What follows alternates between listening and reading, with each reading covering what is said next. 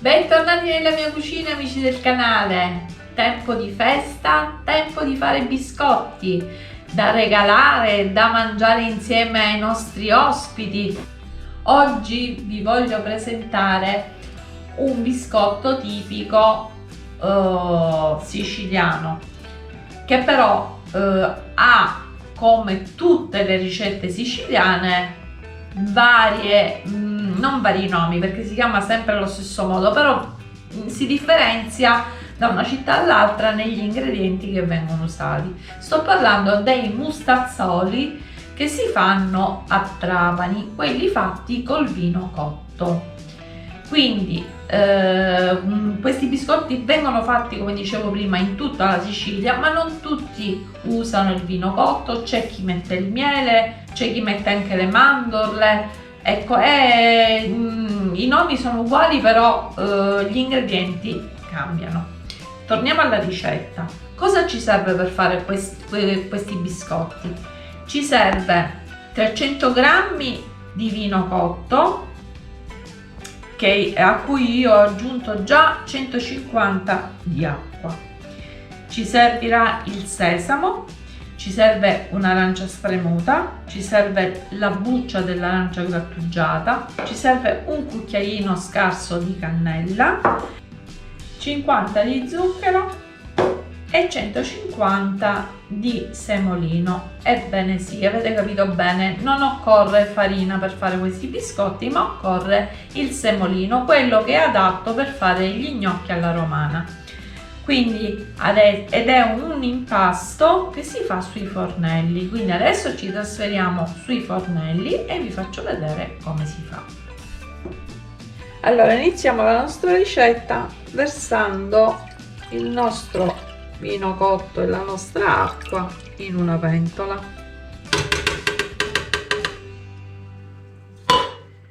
Aggiungiamo l'arancia, aggiungiamo la scorza, abbiamo messo anche un pochino di scorza di mandarino, poca, aggiungiamo lo zucchero, aggiungiamo anche un cucchiaino scarso di cannella. Adesso accendiamo il nostro fornello e portiamo a bollore. Diamo una mescolata e portiamo il tutto a bollore. Quando arriviamo a bollore andiamo a versare la nostra semola piano piano. Allora, i nostri liquidi stanno bollendo, possiamo andare a versare piano piano a pioggia il nostro semolino e continuiamo a girare.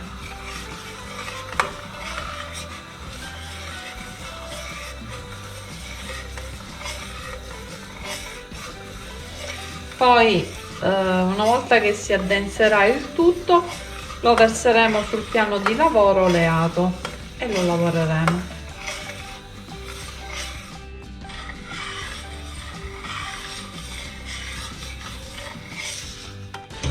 Vedete? Si sta addensando il tutto. Ho finito di mettere il semolino. Una volta che si sarà addensato completamente, lo verseremo sul piano di lavoro. Ecco, qui ci siamo.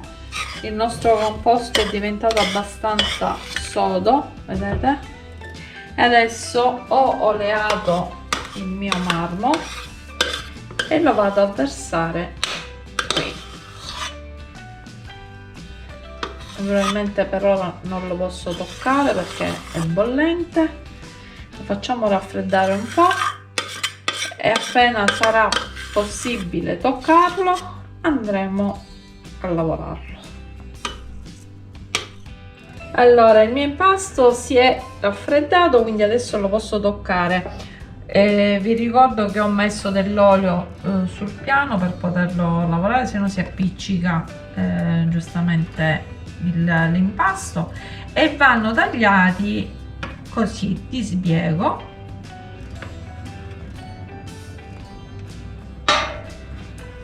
Vengono così romboidali e vanno passati nel sesamo e poi messi in carta da forno. Andranno in forno a 150 gradi per un 15 minuti, nel tempo che si induriscano un pochino. Adesso finirò di farli tutti e vi farò poi vedere. Ecco qua i nostri mustazzoli già terminati e pronti per essere infornati. Vedete come sono tutti pieni di sesamo, o come si dice in siciliano, in dialetto, di giuggiulena, questo semino che va anche sul pane ed è molto gustoso.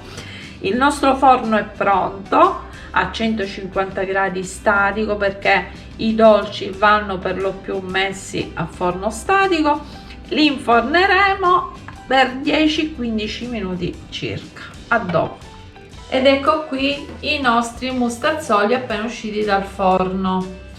Li faremo adesso raffreddare e poi li metteremo in un vassoio e li andremo ad assaggiare naturalmente. Ed ecco qui i nostri mustazzoli col vino cotto, pronti per essere assaggiati. Andiamo all'assaggio. Andiamo ad assaggiare.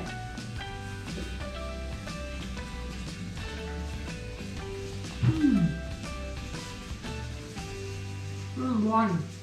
Sono morbidi, leggermente gommosi perché abbiamo messo il semolino, però hanno tutto il gusto dell'arancia, del mandarino che abbiamo messo, e se vogliamo possiamo aggiungere anche qualche mandorla rostata. Io non li ho messi, ma c'è chi li mette.